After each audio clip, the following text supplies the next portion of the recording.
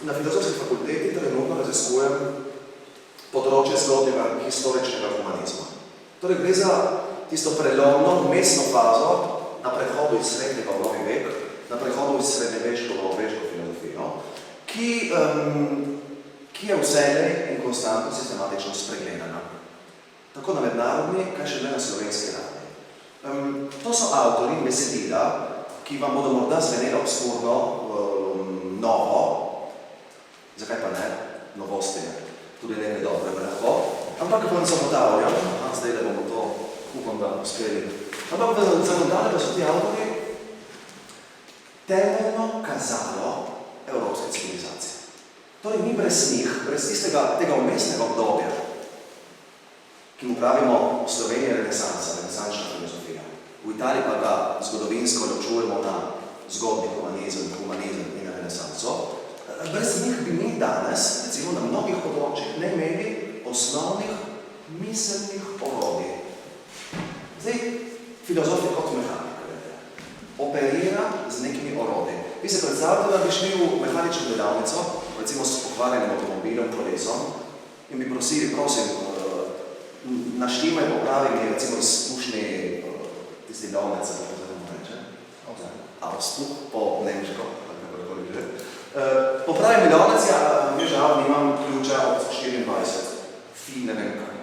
Torej, nekaj podobnega se da zgoditi tudi z mislijo, s koncepti, s pojmi, brez katerih se enostavno ne da operirati, kot ljudje. Človek je, konec koncev, morda nek poklic. Biti človek, dostojanstven, pokončen, ozaveščen, buden, svoboden, je nezahteven poklic. Na vsem ne gre za ene spretnosti, talente, ki so nam nujno posredovani preko DNK-ja. Te zadeve je treba zgraditi. In si lahko pomagamo z misleci, ki so v tem primeru pred 500, 600, 700 leti, že marsikaj. Že operirali in zgradili kladivo, škarje, nakovalo, orodja, s katerimi se lahko danes pomagamo. Nekatere področja. Na področju tega, če vam pravimo, državljanska etika.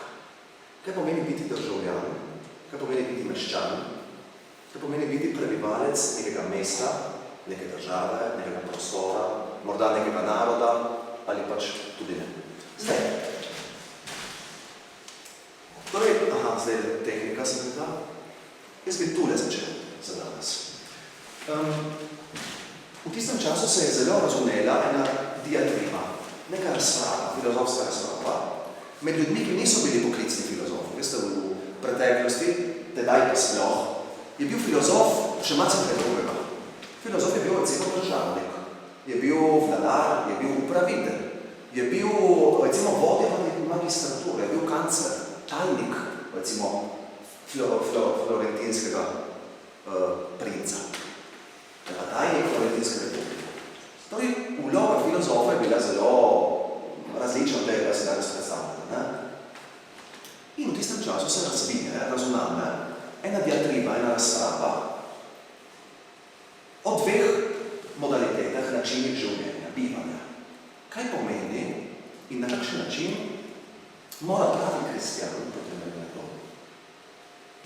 živeti, zato da bo zgledan, dostojanstven, pošten, pravičen, dober. In se razvije diatriba med življenjem, ki mi govorimo vita aktiva, in življenje, ki obrazno vita kontemplativa. Torej, tako vam dajem na mizo, bomo mi sproti jemali v roke in skušali iz teh odlomkičev, fragmentov, povleč ven, kakega prebrati, povleči ven kak form. Svetujem pa vam, da vzamete v roke orodja. Orodja imamo tukaj, ampak orodja imamo tudi tukaj. Torej, filozofska besedila so vse kaj broja kot Harry Potter. Ne morate brati filozofskih tekstov tako kot Harry Potterja. Zato jih je potrebno čečkati, mazati, predelovati, mečkati. S svinčnikom, s pisarjem, z natančevalcem teksta. To, jaz nekaj tednov v tretjem letniku, ko prejmem te Pavlovičkega razred, samo pogledamo, kako predelovati besedilo, zato da potem, ko se vrneš k njemu, ni treba začeti od začetka. Te tekste so tako zahtevni lahko, da če bi jih bral samo od A do Ž, ne da bi jih predelal po svoji metodi, je nam mogoče tudi v redu. Torej vam svetujem, da imate v rokah te zadeve in recimo si zdaj prepišete te dva pojma. Kako bi mi v slovenščino prevedli to poje poročno? Vid aktivan, vid kontemplativan. Dva načina zglednega, krepostnega življenja nekega kristjana v resnem času. Kaj bi bila vida aktiva? Dejavno življenje. Zelo lepo, dejavno praviš. Fajn. Recimo, moji dijaki bi tako rekli aktivno življenje, recimo. Ta pojem je seveda latinskega izvora, ti takoj povlečeš iz aktivnosti dejavnost. Imamo zelo nek slovenski pojem, ki pomeni zelo dobro prevaja. Nekod se mu je enostavno reklo dej, recimo, akt. Dej, dejanje. V redu. Da razumemo to pojem, kaj pomeni dejavno življenje, bi vam pomagal, nam je v pomoč Aristotel, ki zelo eksplicitno, jasno razloži, kaj pomeni razvoj, napredek nečesa. Pa naj bo to ena miza, človek, tale zgradba, družba, država. Kaj pomeni, da se nekaj, neka bitnost, neka identiteta razvije, napreduje. In je rekel, razvoj pomeni prehod iz potence v akt. Vam je to kaj znano? Ja? Zelo fajn, tako da poznate, ne? Iz potence, to je, v kakšnem stanju je nekaj, neka bitnost, ko je v stanju potence. Kako zgleda? Tebi je ime? Kako? Grega. Lepo, ne, kakšna srednja slovenska imena, lepo. Grega zvoli, s besedo da. Določen stvar, ki ostaje potence, ima možnost biti aktualna, ampak ni. Ampak ima pač možnost, torej ni ničnost, ampak pač ni. Ampak še ni, zelo fajn. Ključen pojem je možnost, seveda, ne? Torej, to je stanje, v katerem nekaj, kar že je, kar ni nič, ampak je nekaj, biti je in ne more ne biti, to je Sokratovi, je ampak v neki izvorni, začetni, dajmo reči, embrionalni fazi, lahko rečemo. To nas bo motilo, bo poskakovalo. Če razširimo, bo lažje? Zelo fajn. Torej, tvegano od trenutnega. Zelo fajn. Ok. V redu, dejanje. Grega je razčistil zadevo. Neka bit gre od potence v aktualnost, v dejanskost. Se udejani, postane dejanska. Ne več samo možnost, ampak se nekje realizira. V redu. V tem smislu lahko razumevate tudi dejansko življenje. Dejavno življenje, ne dejansko, pardon. To je življenje, v katerem so vrednote, načela, misli udejanjene.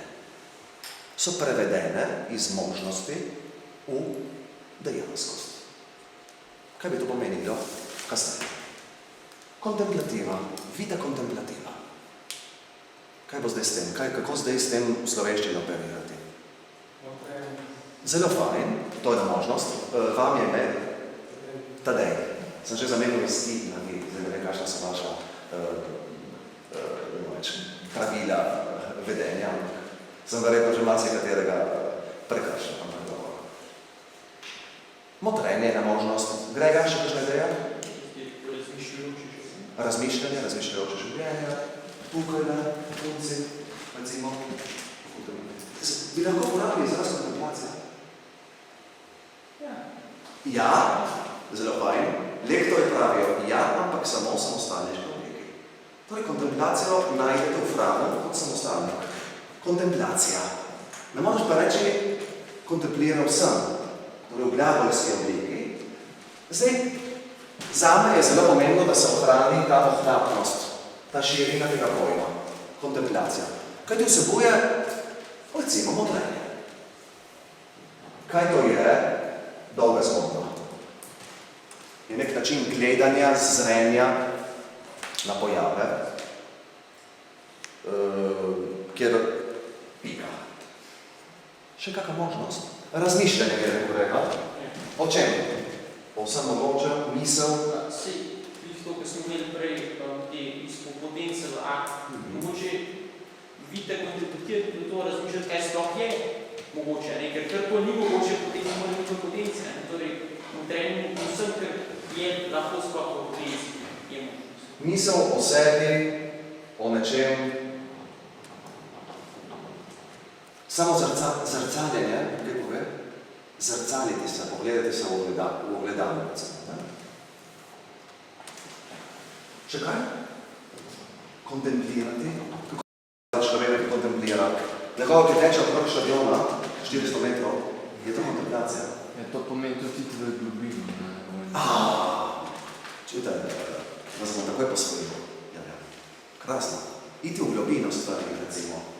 Torej, prodirati z mislijo, z našimi orodji, v globino oči, biti, pojavov, prodirati se lepo. Reflektirati, če hočete. Reflektirati, refleks, da to so dobre zgodbe. Še nekaj drugega možno v tem kontekstu. Ti avtori so vendarle izhajali iz neke tisočletne dobe krščanske filozofije. Dobe pregnetenosti s Bogom, tako nekoč. Evropa od leta nič do njih in še dlje in še do današnjih dni je pregnetena s tem vprašanjem. In tudi sami so se seveda kljub svojim civilnim nalogam prepoznavali pod okriljem, recimo, papeža. Mnogi so tudi to vlogo prevzeli. Enega od teh bomo potem prebirali. Kaj hoče povedati? Kontemplacija bi lahko rekli v tem kontekstu tudi molitev, recimo, da?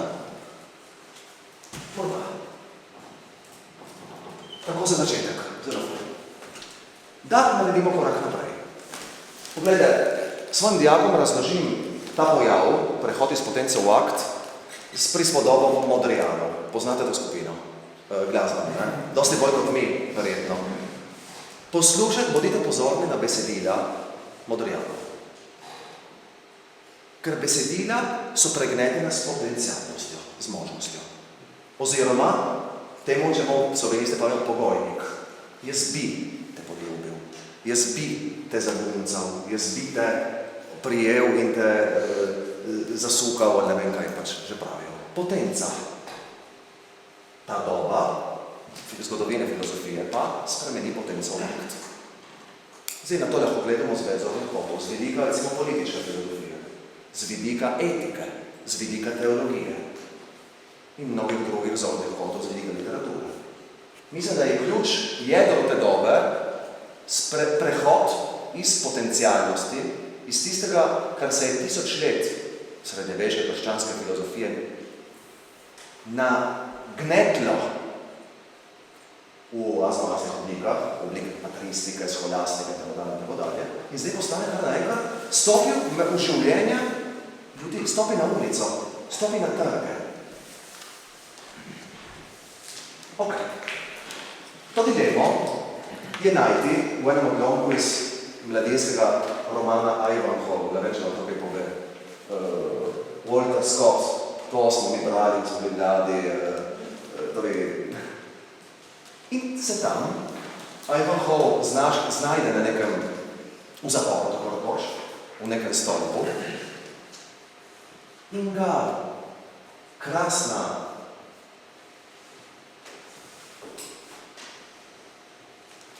življenja, kako bi se delo,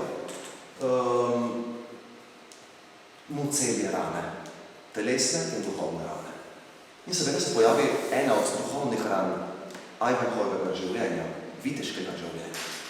In reče, jaz sem vse življenje namenil dejanju, viteškim dejanjem, zmagam proti nasprotnikom, dokazovanju, iskanju slave, iskanju dejanskih uspehov v življenju. Rebeka pa ga seveda miri rekoč, Glejte mi vse v tem. Kaj vam postane nagrado za vso veliko gre, za vse muke, za vse solze in tako dalje? Ajvanko zelo antično, tako bi jo recimo kak Ahil odgovoril. Kaj ostane slava, nekle? Veste, v antičnih časih do prvih, recimo do Ksenofana Kolofonskega, da več vam bi povedal, pred Sokratiki, legenda, vam povem, znaj se da pogledati, legenda človek, do Ksenofana, do prvih pojmovanj enotnosti, recimo Boga, ti je imeli ta problem. Kaj bomo naredili, kaj bomo svojega življenja zamesili, če je s telesom konec? Vsega. Konec duše, konec življenja vrnili, ne? In Ahil in veliki junaki, taki kot je Ajvanhov, so vse, kar so naredili za to, da bi preživeli. V obliki spomina, da bi se nekdo nanje spomnil, ne? Vam ni treba to dopovedovati, to je kot ponavljam, ta ura je nekaj spoznavni trenutek v redu. To ni neka filološka, monografska enota, ne more biti. Sem prvič tu pri vas, bi rabili več časa, da bi razvijali stvari malo bolj pošteno, dostojno, da reči. Ampak pojavi se vprašanje, recimo, ki ga zelo dobro, mislim, da kristalno razjasni in postavi v tej obliki sodobni krščanski filozof Etienne Gilson. Ta knjiga je zelo v redu. Kako ne bomo v svetu, ne da bi bili od sveta? To je dobro vprašanje nekega civilno ozaveščenega kristjana. Gremo naprej, ljudje. Ponudil vam bom 3 avtorje in 3 njihova dela, ki se pravi o Slovenijo. Torej, malo ali nič iz tega obdobja žal ni dostopno v slovenskem jeziku, kar je hudo in kar pušča svoje posledice. Trdim, da je tisto obdobje tako odločno vplivalo na razvoj evropske civilizacije, evropskega človeka, da brez njega ne zmoremo. Ne moramo brez tega avtorja. Kot vidite, smo v poznem in visokem srednjem veku. Torej, humanizem v renesansu se smatra za prehod v novi vek, ampak dejansko se izvede, realizira v globoko v srednjem veku. Od leta 1000 naprej, tako reče. In zdaj prvi, Lotario iz Senija, je bil kasnejši papež Inocent III. Drugi za njim, Lucio Salutati, je bil tisti, ki je podedoval dediščino Francesca Petrarke. Petrarka ni bil samo velik pesnik in literat, ampak je bil tudi eden od miselnih očetov humanizma, nove dobe, kajti je iz antičnih besedil in avtorjev, med njimi se nenehno Cicero pač pojavlja. Ne boste zamerili, ampak Cicero je referenca, Cicero in nekateri drugi, in Augustin, in Diogel Laertski in tako dalje. Ko Lucio Salutati je deloval kot kancler 30 let v Florentinski republiki, za Medičejce in druge, recimo, je delal, torej on je bil politik po poklicu, tako rekoč. Ampak je zapustil temeljne tekste, ki otvarjajo to novo dobo. Za njim pa bi vam ponudil, kot vidite, gremo tudi malo kronološko, misel sledi konkretnemu človeku. Torej, miselni razvoj sledi, ima ene vzroke, ene posledice. Tako kot se tu pojmi in koncepte razvijajo, tako so se tudi neke življenjske zgodbe ljudi razvijajo. Zadaj izmed njih Kristoforo Ravnino, ki je po vzoru kakega Boccaccia, morda boste poznali Decameron, če vam kaj pove, torej je zaradi kužnih problemov sicer narativno postavil svojo knjigo, zgodbo velikih florentinskih filozofov, ki so se srečali v nekem puščavniškem samostanu. Tam nekje v Camaldoliju, to je v Toskani, nad Arezzo, še danes se da to obiskati, in si predstavljajo, so tam ti modreci razpravljajo o tej temi. V redu. Tako da se te 3 etape imeti v mislih. Innocens, Lotario, Landino. Zdaj pa, to moramo povedati. Lotario di Sen je prva faza razvoja humanizma in tega vprašanja, ki bo na jasni strani kontemplacije. Torej, srednji vek poudarja to, kar je, recimo, ta vidik antične zapuščene. Pot, ki jo slovenski prevajalci, recimo Marka Aurelija, imenujejo pot vase. Bolj strokovno rečeno, interiorizem. Torej, kaj je tipično za filozofa? To, da razmišlja, to, da misli, da operira z razumom in z miselnimi orodji. Kot rečeno, profesor Piski tu verjetno uvaja neka nova polja, ampak torej filozofija športa mislim, ne? Pomislite na štafeto 400 za 400 recimo. Prej bi rekel, da je ono kaj drugega kot filozof, ne? Filozofa se predstavljajo vendar kot bradača, ki poseda pred svojimi knjigami. Pot vas, torej Lothar de Seny in srednjeveška filozofija črpa iz tega filozofskega obdobja. Stoiki, Marka Aurelij Seneca, recimo. Poznate da prvi odlomek? Dajmo si ga privoščiti, da je bo naš Lorenz, zelo lepo. Recimo samo ta prvi odlomčič, če bi nam privoščili. Gremo v besedila. Ljudje si iščejo diha na podeželju, na morju, v gorah. Tudi ti imaš večkrat podobne želje. In vendar tako silno nespametno je vse to, ko pa se lahko vsako uro umakneš v samega sebe. Saj ne najde človek nekje tišega in mirnejšega zavetja kot v svoji duši. Zato pa si, če večkrat otegneš, privošči ta oddih in se pomlajuje v njem. Misli vendar že na to, da se umakneš na tiho pristavico, ki jo nosiš v sebi. Torej, v ozadju je sejalc, slovenski impresionizem, ne? Ste prepoznali verjetno to sliko. Je en razlog, zakaj. Jaz bi vas opozoril na ta izraz, ta pojem. Pristava, pristavica. Kaj je kristijan, Lothar, recimo, ko je bral ta tekst? Kaj se predstavlja kot pristavico, ki jo nosimo v sebi in v katero se gre zateči? Ki jo je treba obdelovati, tako kot se obdeluje njivo. Zato, da bi v primeru Marka Aurelija živeli srečno. V primeru Lotharja pa zato, da bi našli Boga. Kje je ta predstavnica v nas samih? Kaj bi bila ta predstavnica, Lorenz? Gotovo. Simple estet.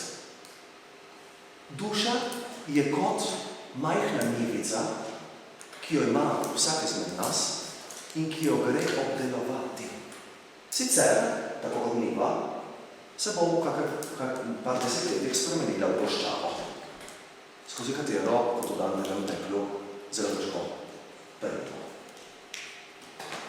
Srednjeveška filozofija bere te tekste in jih interpretira v luči krščanske teologije. Pristava je duša. Kje je mir v naši duši? To boste si sproti tudi sami lahko, ne? Vam boste imali domača teologa ali pa s profesorjem predelili. Kot to in gremo to v Avguštinu, ki je črpal iz tega bazena. Iz bazena interiorizma.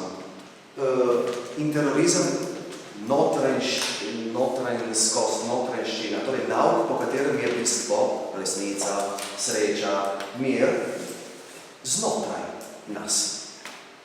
Avguštin seveda pozna tekste in jih takole tolmači. Ne hodite ven, vrnite se sami vase, resnica stanuje v človekovi notranjosti. Seveda je treba gojiti, obdelovati notranjost, zato da se povežemo s višjim. Iz zunanjosti v notranjost, od nižjega k višjemu. Kaj se ti predstavljate? Bomo nekaj matiča vprašali. Da bi ve? Bene mislim. Kakšen lep boski tenet. Mi smo na obrobi bez slovenstva. Se mučimo, se trudimo, mislimo, da obvladamo zadevo, ampak vsaj prej kot to.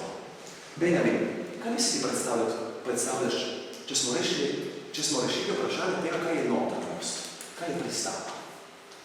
Kaj si predstavljaš kot zunanjost? Svet. Svet okrog nas? Materialni svet okrog nas, recimo? Začenši od, kaj je najbližja zunanjost človekovi notranjosti?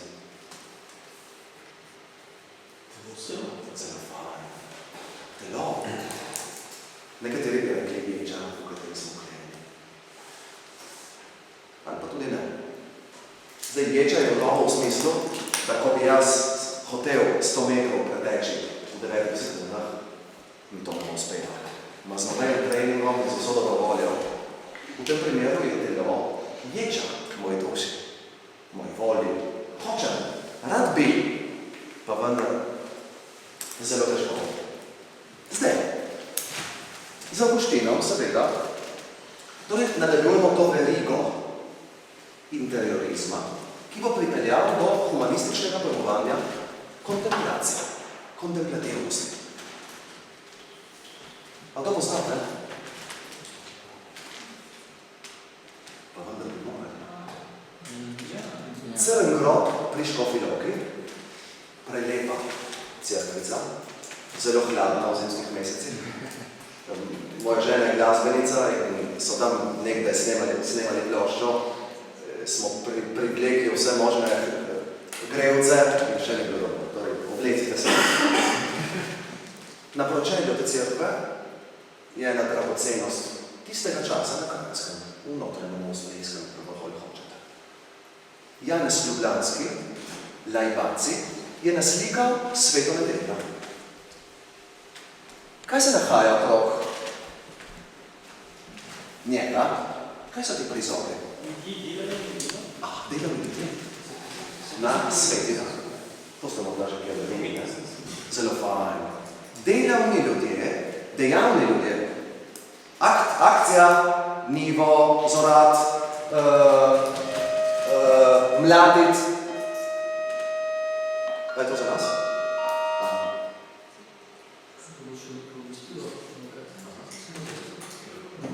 Ja, se bilo tako 2 uri, tako rado bo. Dajmo. Zelo rejo. Hvala za naprej, da ste se razumeli. Tako. Razumem, to bi moral biti vaš odmor, ne? Ja. Iskreno. Za vašo široko odgovornost. Miloščino. Čujte, mladiti slamo ali pa plesat in igrat se v nedeljo ne svobodi. Kakšna je posledica za to početje? Posledica je spodaj desno. Užarejo. Srednjeveška filozofija in Lotario, prvi naš avtor, je obseden s tem, kar sledi.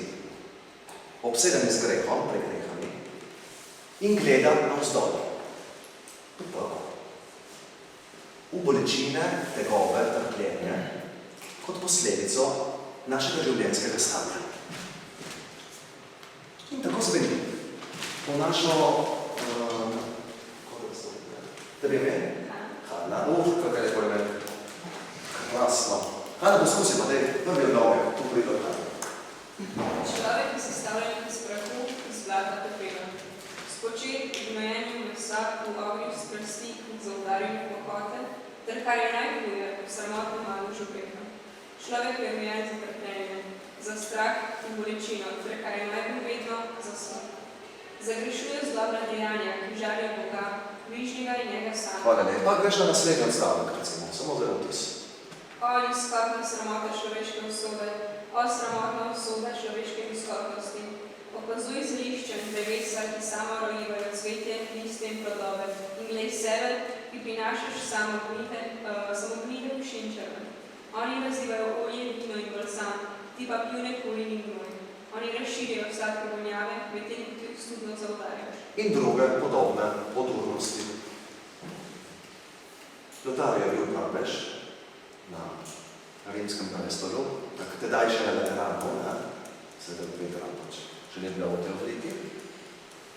In je v svojem življenju doživel, da je knjiga seveda stopila na seznam, na indeks stopil kot papež, na seznam prepovedanih knjig. Torej, vedno se da biti še bolj odurni in vedno se da še bolj pogledati navzdol. Obsedenost poznega in visokega srednjega veka s peklom in posledicami človeškega stanja je tolikšna, da recimo razvije take zadeve. kot so tebe. Boš Hanna še malo pogledaj, je vedno s prve knjige, tam tisti 12. rimska številka. Najmodrci. Pa smo na strani 2, na vrhu? Ja, na strani 2 na vrhu. Najmodrci, kar preiskujejo in proučujejo revizije pišave, zemljene širjave in morske priključave. Naj kar razpravljajo posamično, naj se obravnavajo v celoti, pa naj bo to z učenjem ali poučevanjem. V tem odvečnem početju ne bodo našli dvojega trpljenje, količino in duševno stisko. Preiskovalci, prenehajte torej preiskovati. Človek naj svoje srce usmerilo v zgor in Bogu poveliča. V redu. Je to literatura za kako nedeljsko sončno potomljenje? Biti vi to brali vzeli ga rok. Je po svojem je fascinantno. Grega, kaj ne? Sploh za nekatere. Tako? Sploh za nekatere. Sploh za nekatere. Ja. Leteki žalost in bolečina je lahko tudi na življenjske zbira. Žrtvenost je lahko tudi na življenjske zbira. Manjšinci, kaj vemo o tem? Smo bili manjšina, tudi silo, tako je drugačno, in so se potem ugenili to pas. Bolečine in žrtvenosti. Zdaj, da naredimo korak naprej, nam bo Hanna privoščena še naslednji korak, pri katerem, prosim, pomislite na Marka Aurelija, ki smo ga prej prebrali. O tem, ki je treba iskati srečo, mir, radost, bogača. Ja, tekajo. Tekajo, tavajo smrti, ko preskakujejo grade in prehodijo steze, ko se uspenjajo v hribe, prečkajo prelaze, preskakujejo čeli, prekoračajo gore, prestopajo jarke, prodirajo votline, brskajo po drobovih zemlje, v brezemskih morjih, nevarnih rekah, po kozih, črnih in nedostopnih puščavah, predajo se vetrovom in deževju, grmenim bliskanju, valovom in neviham, propadom in brezom, tolčijo in talijo votline, klesajo in gradijo kamenje, sekajo in rečijo les, namijajo vote in tkejo tla, izrezujejo in šivajo oblačila, gradijo hiše in tujejo vrtove, obdelujejo polja, kopljejo ognjeno vredi, pletijo peči, postavljajo mline, ribare gradijo živati in ptice. Primišljujejo in mislijo, odločajo in opazujejo, pridružujejo se in prepirajo, plegnejo in ropajo, unifajo in barantajo, pričkajo se in tekmujejo, ter še veliko drugih reči počnejo, da bi nakopičili bogatstvo, pomnožili dobiček, da bi zaslužili in zasloveli, da bi razkazovali častne titule in razširili svojo oblast. Koliko žalosti in pregali za naš. Krasno, hvala. Torej, ključna beseda je nov stres. Ključna beseda je čim manj. Čim manj raziskovati, čim manj kopati, čim manj potovati onkraj mori in odkrivati novega sveta. Čim manj graditi, čim manj izumljati, tudi čim manj filozofirati, ker je konec koncev vse za manj. A si predstavljate, ko bi dobesedno sledili Vrtaljevim besedam, kje bi se človeštvo naprej? Bomo tam ne. Tole dekle. Ti si Karolina, ja. Kako si ti predstavljaš? Torej, kako bi mi dejansko mu verjeli, če hočeš? Ali pa udejanili njegov nasvet? Kje bi se človeštvo nahajalo? Ali bi recimo leta 2019 sedeli tu v Šentvidu, je nad Ljubljano ali pri Ljubljani? Nad Ljubljano. Evo ga, pardon, zmota na naslovnici. Sem napisal pri Ljubljani, ja. Tega nisem vedel, dokler nisem prej listal prospekt, oziroma vaš časnik nam dali, dnevnik. Karolina. To, kar opisuje tukaj, so pač neka kmečka opravila, neka fizična dogodka, ne to izumljanje, zamišljanje na drugi strani, nekaj razvoja. Zanimivo. Dobro. Torej ti tu ne vidiš dejavnosti, preko katerih bi se človeštvo v času razvilo. Mislim, tudi verjetno, ampak bolj kot težnja po preživetju, bolj kot... Zanimivo. Bolj kot želja po napredovanju, recimo. Zanimivo. V redu, sprejmemo. Profesor. Je pa to čisto enak smisel, če ga priberemo seveda simbolno, kot je v Pridigarju, da je vse nečuvano, torej da so vsa človeška dejanja Nič vredno je, da se ne moramo sami odrešiti. Drži. Da je vse pač stvar Božje milosti. Prevednosti, Božje prevednosti. Točno ta živec, ki ga profesor omenja, se bo pojavil recimo v razpravah protestantizma, reformacije, ne? In tudi v debatah recimo med kakim Lutrom in Erasmom ali pa drugimi, o vprašanju o tem, koliko je na človeku, da se lahko odreši, recimo, ne? Koliko pa je pravzaprav v drugih rokah. Gotovo so humanisti tu nekje na meji, bi rekel, ne? Tudi na spolski meji. Mnogi sodobni interpreti tega obdobja trdijo, da je to začetek konca. Da je to začetek procesa sekularizacije in procesa, če možete, ki je potem privedel do smrti Boga. Mnogi to dobo interpretirajo tudi v tej luči. Takrat se je začelo nekaj razgrajevati absolutnost Božje prevednosti in se je preveč pozornosti ponavljalo na človeka. To vam dopusti pomotnost, gotovo. S katero se sicer ne strinjam, ampak nimamo časa, da to razvija. Zdaj, torej smo morali razumeli kontekst vsega skupaj, lotarni kontekst. Poglejte, recimo, kakšni spiski ta knjiga vsebuje 401 biblijsko referenco, do besede navedek, citat. In med temi navedki se nahajajo take dolge, plahte, spiski, seznami problemov, s katerimi se soočamo. In raznih, recimo, pregreh življenjskih izbir, ki niso v skladu z Božjimi načrti, recimo. Poglejte, kako grozne ljudi se najde in še hujši so naokrog. Heretiki, schizmatiki, verolovneži, tirani, simonisti, hinavci, ambiciožniki, pleznilci, podivljanci, izdajalci, prešušniki, bahači, nasilneži. Gotovo, da so. Drži.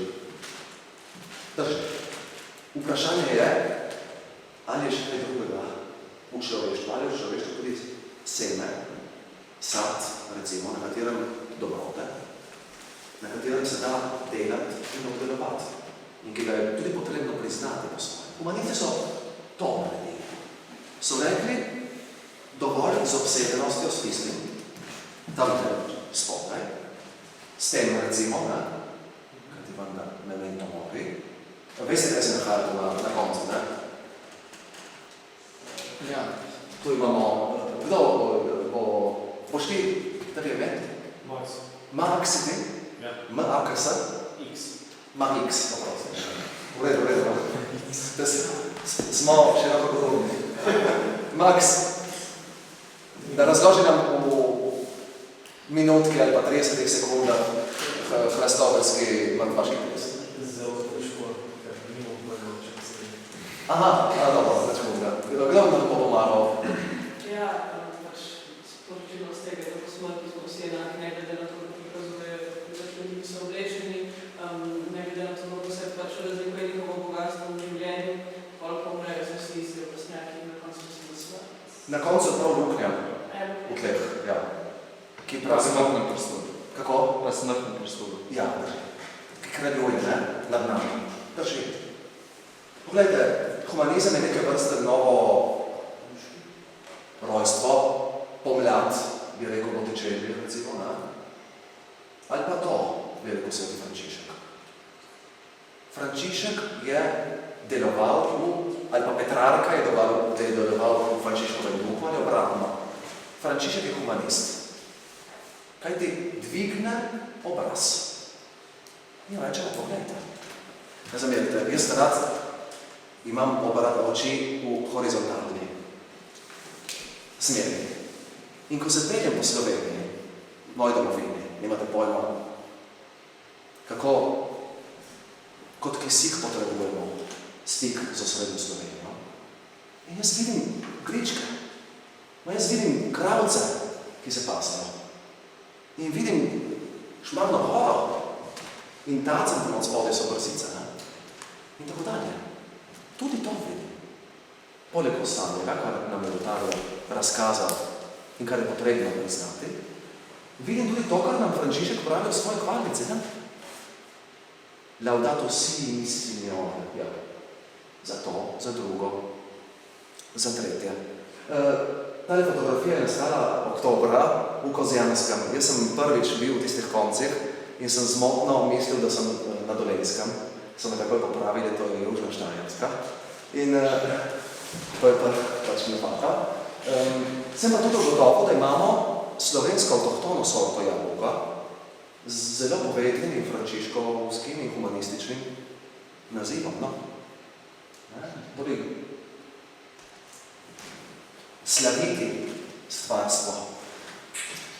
Vam ta laudato si, kaj pove, kaj sodobnega morda asocira?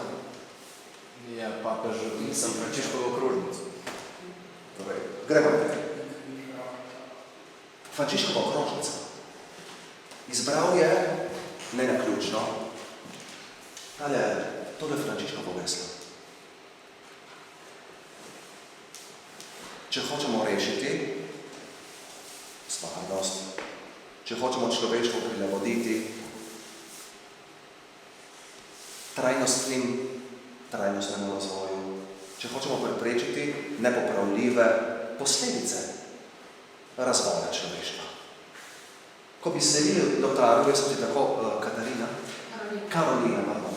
Jaz sem si tako predstavljal, recimo, da ko bi Lotarjeve besede udejavnili, bi človek še vedno bil nekje v kakej prazgodovinski jami. Ne vem, morda pretiravam, malo domirno, priznam. Ampak, ker nismo več v jami, smo razvili komunikacije, tehnologijo, digitalno tehnologijo, smo seveda razvili tudi stranske učinke letega. In Frančiška izbere. Ok, pogledajte ljudje. Coluccio Salutati, ki je živel na prehodu iz 14. v 15. stoletja, florentinski kancler, nam zapustijo ogromne besedil, ki pa so zelo fragmentarna. Še najlepše zadeve se nahajajo v novih pismih, v njegovem epistolarijo, ki je na voljo samo v latinščini in italijanskem, delno v italijanskem prevodu. Zdaj le počasi prve zadeve tudi v slovenščini. Poglejte, tole pismo, recimo, s tem pismom odgovarja prijatelju, se imenoval Pellegrino Zambricari, tudi on tajnik nekaj sosedne republike. Veste, da je Italija takrat še nekaj dolgo, kot je poznamo danes. Ta polotok je skozi stoletja, tudi po propadu pač Rima se razgradil in potem tja do leta 1861 zadržal v zelo fragmentarni obliki. V tem pismu odgovarja prijatelju, ki se je namenil vstopiti v redovniški san. Se je namenil izbrati kontemplacijo, recimo. Salutati, globoko zakorenjeni, civilno zakorenjeni kristjan, reče pozor. Nam bo tale fantič, pri Karolini. Erasm si te, kakšna pomembna mene. Ja, Erasm je pa res pomembno, no. Poznate to družino, ne? Upam, predjanskih. Take bi morali razvijati, veste? Take kot so Erasm. Take kot si ti, oziroma tvoj prednik, bi morali poudarjati. Oziroma, če ne bo zdaj uspelo. Ne vem, če vam kaj povejo te fotografije, no. Med njim je tudi nek tvoj prednik. Predjanski. In mnogi drugi, ki so na slovenskem delovali v tistem času. Zdaj je Erasma vprašal njega, pa to bi lahko vprašal z mikrofonom tudi na kongresnem trgu. Zakaj ti liki, ti naši predniki, ki so malo od sebe velikega naredili, enostavno ostajajo domena nekih akademikov, ki se raziskujejo zaprti v svojih kabinetih. Zakaj je mogoče, da če greste samo čez mejo, tam, kjer razvino, je še največjemu ignorantu in neuku jasno, kdo je oni z kljubnastim nosom. boste mi znali pomagati. Gotovo, ne? Gotovo, da je Dante. In gotovo, da je Dante naredil velike zadeve. Ne za Italijane, ne za Florentince, za evropskega človeka. To je kazalo evropskega človeka. In moralo bi biti samo umevno, da se vse oddaleč to ime državljano, ki hoče živeti pokončno v svoji državi, ki ima pravico do glasovanja, ki sodeluje, participira, zahteva, ima pravice in dolžnosti, da ve od nekod, da je nek Dante živel, to ni samoumevno, to ni brez posledic. Nekaj takega, menim, bi morali že enkrat tudi mi rešiti z našimi veljake. Od Jakobusa Galiosa dalje. Kaj ti bili so? Seveda, veste, kaj bi Alois Rebula, državski pisatelj, rekel? Danteju bi lahko rekel tudi Dantejevič. Vsaka dežela, naj ga tolmači po svoje, naj ga imenuje kot hoče, ampak Dante je od vseh. Dante je naš. Kako je Galius od vseh? Razumete, kaj hoče povedati? Zdaj, meni bi bilo pomembno, da se te vsebine izstopijo v javnost. Da bi ljudje končno začeli malo krpati nitko svoje preteklosti. Kajti, morda je pri vas bila prekinjena bolj kot pri nas. In ta nitka s preteklostjo je ključna, zato da lahko danes en državljan, recimo meščan, ki se hoče imeti za meščana Ljubljanča, pokončno hodi po svojih mestnih ulicah. Jaz vam tu govorim kot Tržačan, recimo, ne? Ampak Trst je mesto 800 let, recimo, ne? Trst je leta 1719 imelo 260.000 ljudi. Trst je leta 1910 v zadnjem ljudskem štetju, avstrijskem ljudskem štetju, potem je vojna nastopila, samo v občini Trst je živelo 60.000 Slovencev, ki so se napisali, da je njihov pogovorni jezik slovenščina. 60.000 Ljubljana teda imela, koliko je prebivalcev? 45-50 in od tega vsaj 15 Nemcev, nemških. Kaj vam hoče povedati? Slovenija je za nas. Indija komanda, domovina. Vi ste vse tisto, kar bi mi hoteli biti. Vi imate tako kvaliteto življenja, da ne vem, če si jo naše razne zavedati. Da je lahko tu toplem, da bere malo filozofije, malo se povračka, malo teče, grede kosilo, malo zaspi. Ne vem, če se zavedamo, da to ni samo umevno. In mislim, da, ker nam pravic ne manjka, bi si zaslužila naša preteklost, da jo poznamo in da jo raziskujemo in da jo širimo v življenje. Recimo tega ljudje. Recimo Tomazo Coronejo, Tomaš Hren, ki je imel tudi svoj posestne v Tržaškem mestnem središču. Ok, zdaj sem pogledal na uro, ura je seveda hudičeva in gremo sem na Erasmu. Erasmu izvoli. Začni s salutatem. Poruči salutate, drugi avto, pismo. Dovolj kroz. Ne misli... Že odstvar pasno, kaj me to utroje. Izvoli.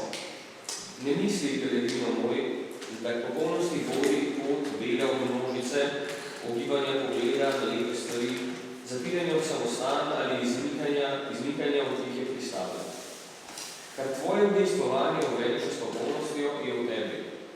V sebi nosiš moč, da vrednotiš zunanje dobrine tako, da te ne prizadevajo in da te ne morejo prizadeti, če ostale misel in duša ostajo dovolj zbrani in se ne bosta iskali v zunanjem svetu. Če pustiš zunanjost izven duše, bodo ulica, trg, ulija in drugi obljudeni kraji zate kot pristava, kot oddaljena in popolna samota. Hvala lepa. In tako dalje. Tale pisma, ti teksti so polni biblijskih referenc, med katerimi tudi tale, izredno zanimivo se mi zdi.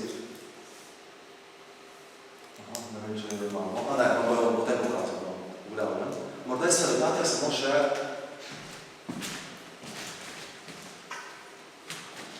Salutari seveda glasnik dejavnega življenja. On pravi, da si lahko dober kristjan, tudi tako, da živiš v mestu na ulicah, da udejavljaš svoje učenje. Kaj ti so njegov ponik, recimo, ne?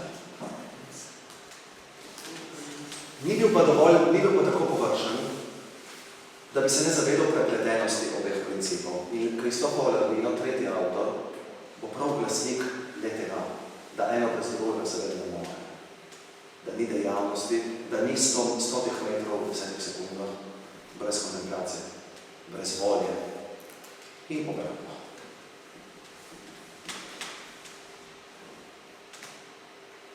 Dajte nam Boga cel, ne? Še za nekaj drugega pisma sicer, bolj na nas šel pomoč, prosim. Vendar Bogu vodijo različne poti. Vendar Bogu vodijo različne poti. Eni bodo izbrali izolirano in osamljeno življenje, kot ga opisujejo ereniti, anaporeti in celuliti. Vendar točno vem, da so mnogi Božjo slavo živeli z dejavnim in družabnim življenjem. Abrahama že niso zapeljala obširna bogatstva, tudi njegovega sina Izaka ne vnuka Jakova. Mojzesa ni zavedlo dostojanstvo ne Arona ali njegovega naslednika Jozujega, ne mnogih drugih, ki jih stara in nova zaveza proglašajo za sveto. Čeprav samotno življenje velja za zanesljivejše, niti blizu tega ni. Pošteno se ukvarjati s poštenimi dejavnosti je, če že ne sveto, vsekakor svetejše od gledanja v samoto. Torej pozor, iz enega ekstrema v drug, ne? Salutate rečeno kontemplaciji denarja v samoti. Ma kdo mu verjame? Poznate latinski pojem ocio, njegov izvor, njegov povsem drugačen pomen od denarja v samoti, ne? Kontemplacija, vendar ni denarja v samoti, salutati. Ampak verjetno je tista dobro potrebovana. Smo šli od skrajnega pepla, skrajnega programa. Tako. Zdaj pa, človek postane kovač svoje usode pač. S Pico della Mirandola, ki ga imamo na srečo v slovenščini, se zgodi to, kar nam profesor v ozadju je omenjal. Oziroma vprašanje tega, kakšen je odnos med usodo, Božjo previdnostjo in voljo. Koliko človek, ta doba humanizma je doba voluntarizma. Je doba, v katerim je volja, hotenje človeka, je doba velikega upanja in vire človekov hotenja. Z voljo se da obrat svet za humaniste. Ampak je seveda vprašanje, kakšen je odnos med voljo po eni strani, med hotenjem posameznika človeka, med usodo, zdaj, tu je veliko vprašanje, kaj je fato, kaj je fortuna, kakšen je odnos med usodnostjo in srečo in Bogom, recimo, ne? Pa Božja previdnost. Torej to bomo zdaj pustili na strani zaradi časovne stiske, pustili na strani vse komplikance in zadeve, in šli sem, to vas verjetno malo bolj zanima. Platonova država je referenca, en od temeljnih virov civilnega humanizma. Tega filozofskega obdobja, ki razvije novo pojmovanje civilnega življenja. To pomeni živeti kot v civitasu. Kako je originalni naslov Platonove države? Kajti v italijanščini vam takoj povem, se drugače prevaja. La Repubblica. Vam je morda znan grški izvor, tako? Politeja, ne? Politeja s korenom, ne? Ki ga poznamo, mestna državica.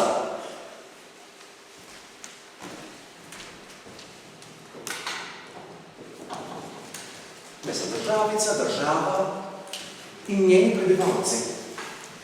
Meščani ali državljani.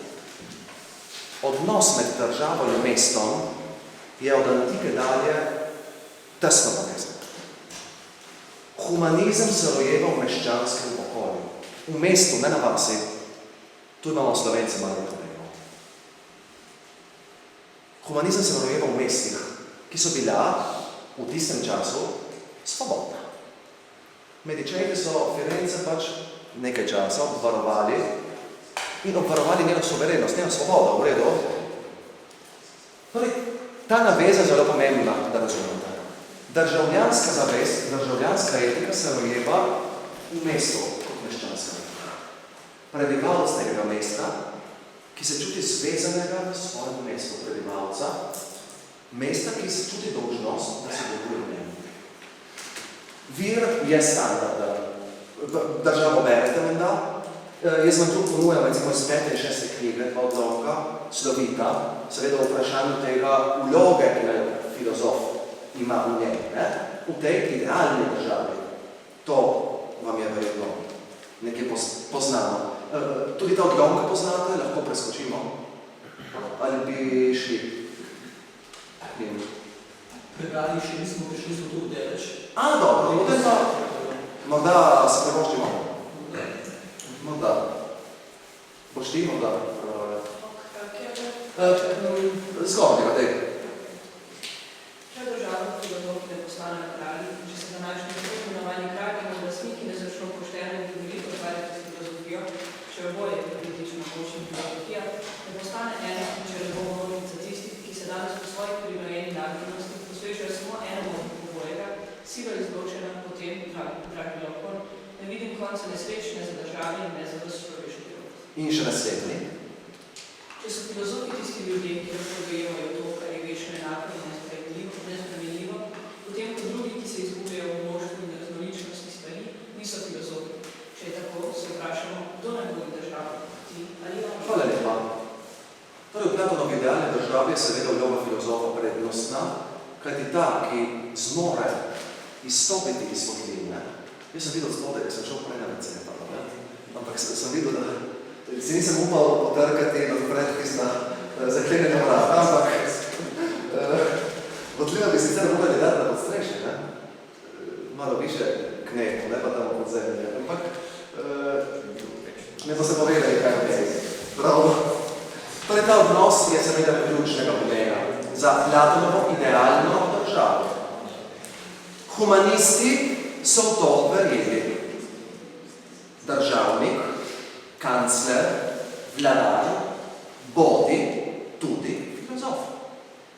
Lorenzo Medičejski je spisal tako krasna pisma, politična pisma in politične pesmi, da boli glava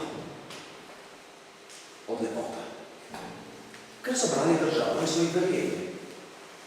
Platonovi državi so verjeli tako resno, tako globoko, da kot bomo videli, so začeli po njej graditi mesta v tistem času.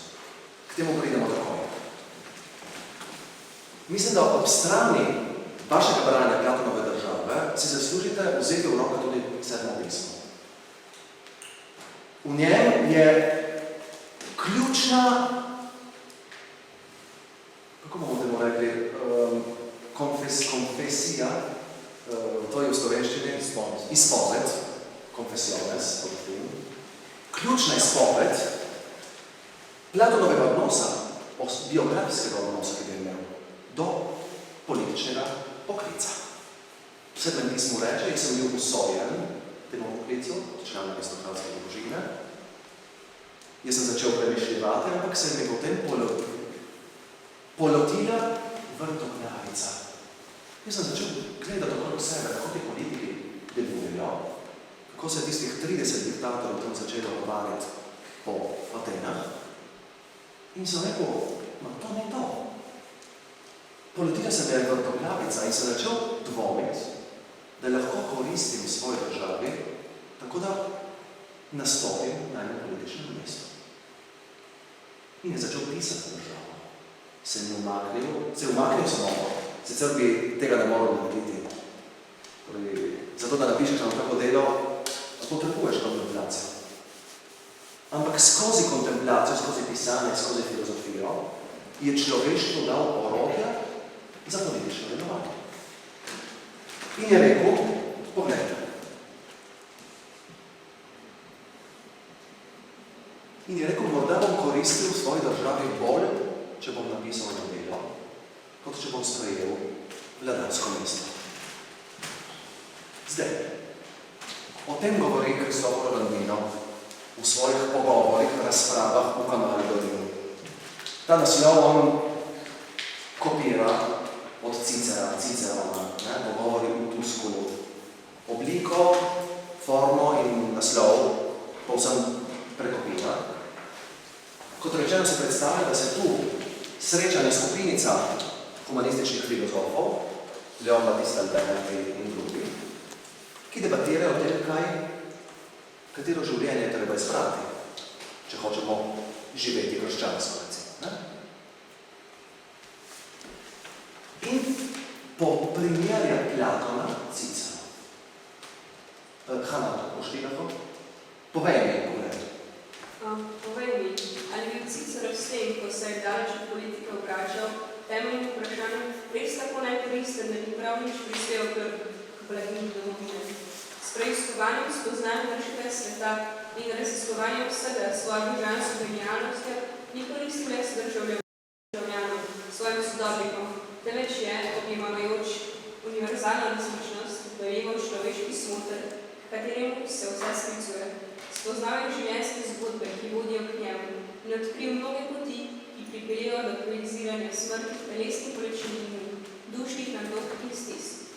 Ali ni nazadnje v svojih božanskih knjigah o zakonih in državi obravnaval vso znanost o civilnem življenju zato, da bi pokazal, katera država pri nas prinaša srečo, na katerih principih in kakšnih državnikih naj sloni, kateri so naloge zasebnikov in sodnikov, kateri so družbeni razredi in vrsti državljanov, kateri so zakoni. Hvala lepa, Hanna. In če greš na naslednji odstavek, prosim, razmisli nasprotno. Razmisli nasprotno o razlikah med onimi čudovitimi dejanji in temi božanskimi meditacijami. Z onimi je služil enim samem mestu. S temi je poučil vse, ki znajo latinsko. In če zaključimo, pogledajte, dejanja Minerva je zgodovin, misli pa premagujejo stoletja. Živijo nesmrtno, se dvigajo v večnost. To je nekaj sinteza pozne humanistične dobe. Torej, da je Platonova država delo, ki ga vi danes berete leta 2019, dejansko politično deljanje. Da je to, kar mi danes počnemo, tudi dejansko politično deljanje. Da je kontemplacija v tesnem odnosu s politiko in politika bi morali biti v tesnem s kontemplacijo. Glejte, jaz vam priporočam, da kdaj vzamete v roke italijansko ustavo. Ker je en najlepših bravuljev sodobne državljanske etike. Ustava nastane po hudih časih, po fašizmu, po nacizmu, po eni državi, ki je tako raznolika, da bolje bi morala biti, od severa do juga. In ki je tako nazorsko raznolika, da bolje bi morala biti. Država, italijanska ustava, je en največjih kompromisov, ki jih je evropski človek zmogel ustvariti. Povezuje liberalna načela, gospodarstvo, povezuje socialistične načela delavskih pravic, povezuje krščanske vrednote, odnose do družine, do družbe in tako naprej. Ampak leteki ustavo niso pisani ekonomisti. Ali pa tudi so se dopali. Ustavo niso pisali osebe, ki bi poznali samo dej akcijo. So pisali osebe, ki so spojile kontemplacijo z akcijo. Ustavo so pisali filozofi, so pisali pravniki, ustavni strokovnjaki. So pisali ljudi, ki so brali Cicera, ki so brali Solona, ki so brali Augustina. Razumete, kako vam povedati? To, v tisto smer moramo vse vrati. Ker imamo občutek, da imamo druga. Ampak zato, da se vrnemo v tisto smer, mora državljan na kakšen način zrasti. Mora človek v svoji poklicanosti na kakšen način zrasti kot pokončna dostojanstvena oseba. Sicer razen, če ne računamo na slepo nujnost, bi rekel Demokrit, na vzoru, da bo padel z Marsa neko rešitelj, težko. Vsak izmed nas gleda je politik. Politika nas uči antični čas in nas uči humanizem. politika se ne dela samo v parlamentu, na vladarskih mestih. Sohor bi rekel, politika je najboljša in edina politika zasebnosti. Veliko bolj koristiš te prej kot računati na revolucijo. Delaj in obdeluj okrog sebe. V nogometni ekipi, v razredu, v družini, v svoji domovini, v svoji državi. Tvoje domovine se nenehno pojavljajo pri teh avtorih. To je velika lekcija te dobe. Zdaj, tale prispodoba Martin Marije je res srčena in pomeni neke vrste sintezo aktivnega in kontemplativnega življenja. Ta dva biblijska lika nekje Landino uporabi zato, da pove, kontemplacija in dejavnost sta kot sestri. Gre sta z roko v roki ena z drugo in ena ne more brez druge. Ena daje, druga prejema. Zdaj, če pustimo vse ciceronjane, bi vam to pokazal. Katera razlika med Platonovo državo in temi humanističnimi deli? In Sokratijem, Albertijem in drugim. Da je sad njihovega dela knjiga, ampak tudi tole. Poznate? Palma Nova, to je. Odmislite. Palma Nova, vam kaj pove? Ime Palma Nova, kraj Palma Nova, ste že kdaj obiskali? Ja. Zdaj, s kakšnim ime smo prijeli? Potrošniški je, kot sem rekel. Poznate redno, tamkajšnje kupovanje središče?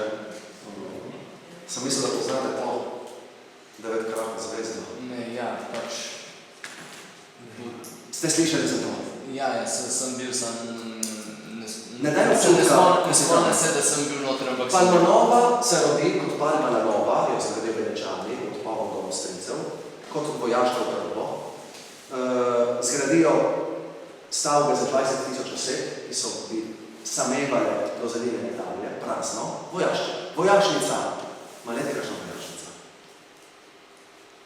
Zgradijo mesto po načelih humanistične filozofije. Po načelih spajanja med dejanjem in med kontemplacijo. 9-kratna zvezda, 6 upadnic, v popolni pitagorejski harmoničnosti. V središču, okrog glavnega trga, žleb z vodo, ki deluje očiščevalno za dušo, ki sta je na sredi. Na tem podestu, ta podest ima 6 stranic, tako kot je padnic, in na tem podestu so uklesani humanistični pregovori pesma. Nič, kar je človeškega venituje. Urbino, Palma Nova in tako dalje, in tako dalje. To imamo za hrbtov ljudje, na meji zahodnega slovenstva. In poznamo Palma Novo, zato da se tam poceni kupuje za džinsi. To nekaj pove. O nas? Zdaj seveda, v tej klimi, v kateri merijo Platonovo državo, jo jemljajo tako resno, da začnejo narediti. Da začnejo ta načele pač uvajati v mestno življenje tedanjih republik. Amalfi, Pisa, Firenze, Ferrara, Mantova, Bologna, Milano.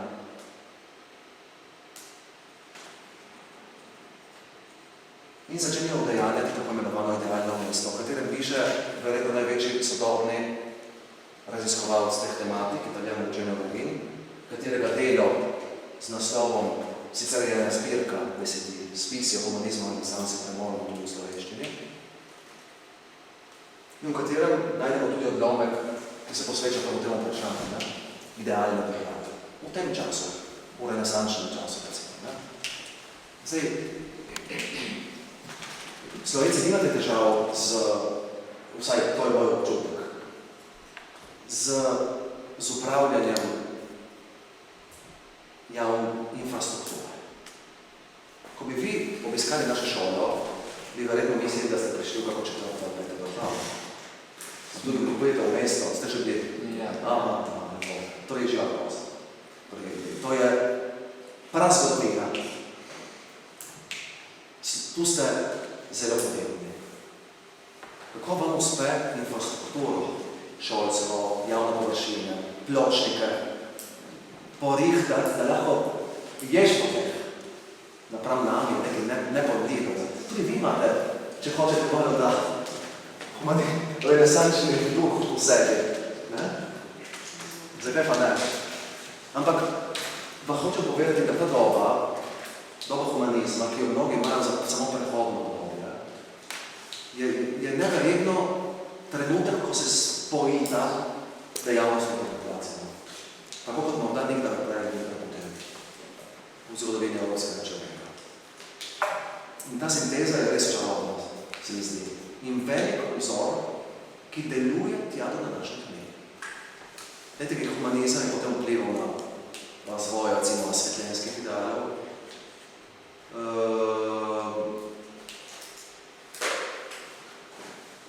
In mnogi drugi zadev, ne? Ima eno vzroke, ima ene zvore in prinaša določene posledice, o katerih zdaj ne bomo. Morda bi vam zaključil, ker imamo še 4 minute, tako ne. Zakaj pa res prinašam in zakaj se mi zdi pomembno, da tematiko obravnavati tudi v slovenščini? V ta namen vzemite v roke Rebulov roman Zeleno ciganstvo, v katerem obravnava to obdobje, to zgodovinsko obdobje na naših tleh, preko lika humanista Eneja Silvija Piccolomija. On je bil že res toskanec v Senčan, ampak je bil v odličnih stikih s Habsburžani. 2 leti je deloval Tržaški-Koprski škof in je med drugim, mimo grede, tudi pripomogel ustanovitvi Ljubljanske škofije, ki je odgrizala ozemlja okleskem patriarhom, humanistu, treba se zahvaliti, za razvoj, recimo, crkvene uprave, kot mi v Slovensko. Je Romo, veste, po naše kraje. Zdaj Rebula, narativno seveda, spregovori o njegovem življenju, kjer poveže historične dogodke z zgodbo. Malo je realizirana morala. In ob bok Piccolomenja postavi kot kanclerja neke vrste soldati Slovenca. Nekega duhovnika iz Kontovela. To je vas na Tržaškem krasu, na robu Tržaškega krasa. Tilen Kontovelski, ki spremlja Piccolomenja in se z njim spaja, spopada v raznoraznih debatah, med drugim v Tankerci. Zakaj je humanizem potrebno poznati? Tilen izzivalno vpraša. So Turki naša usoda, smo v času turških upadov, Piccolomen je med drugim hotel organizirati eno križarsko vojno. So Turki naš problem, so Turki naša usoda ali ne? In Piccolomen je humanistov govori. Je res, islamizem je marsikaj, je anti-Evropa, je anti-grštvo, je iracionalnost Azija proti Apollonu Evrope, je mogoče celo antiduh. Ampak smisel je nekje drugje, ni to bistveno. To je pomembno, ni pa bistveno. In zakaj gre, vprašati me? Gre za nekaj, kar presega vrelo oblje, ki ne se zbiva na nekaj krivice. Gre za nekaj, kar presega odpor križarsko vojno proti Turkom. Gre za sredozemskost naše vizije, gre za njeno uravnoteženost, za njeno humanost. Gre za to, kaj smo mi, kdo smo mi, kako se mi prepoznamo kot evropski človek. Gre za to, kar je tisto, kar nas dela Evropejce. In trdim, da če hočemo vedeti, kdo smo, si zaslužimo poznati kazalo evropske civilizacije. In v njem imam zelo odločilno in dobro se mi zdi kulturno obdobje. To je bilo seveda v grobih obrisih 1/100 tega, da se moramo tem povedati. Nekaj smo se že ujeli, morda v kako dvogovor. Kaj se vam zdi po koncu? Kaj bi rekli, imate kako sugestijo? So vam te reči povsem nove, so vam tuje morda? Se vam zdijo smiselne ali čisti akademizem? Sam ne vem, da je pač, ko smo bili Platon, da je bil še nekaj vmes ta preskok, ker je splošno mnenje bil Platon, ali pa pač Nietzsche. Ampak ta humanizem, da je bil ta preskok, da so to nek bil interesantno. Zelo lepo, hvala. V redu. Gotovo humanizem rehabilitira in prinese v Evropo po 1000 letih svet antike. To so bile zadeve. Morda še kaj, prosim. Grega, super svet. Zdaj zaključimo, veste, ne bo se videti. Sicer, ne tekajte se budi, samo jaz osebno sem močno nasprotno humanizma. Vsaj v določenih variantah, da se zgodi v bistvu to očiščenje, pa povečevanje človeka. Torej problem antropocentričnosti. Ja, to je en živec. To je en živec, ključen živec tega obdobja. Kompleksna zadeva, ampak si zadev. To je eden od problemov, na katerih je treba delati. Drži. Še kaj?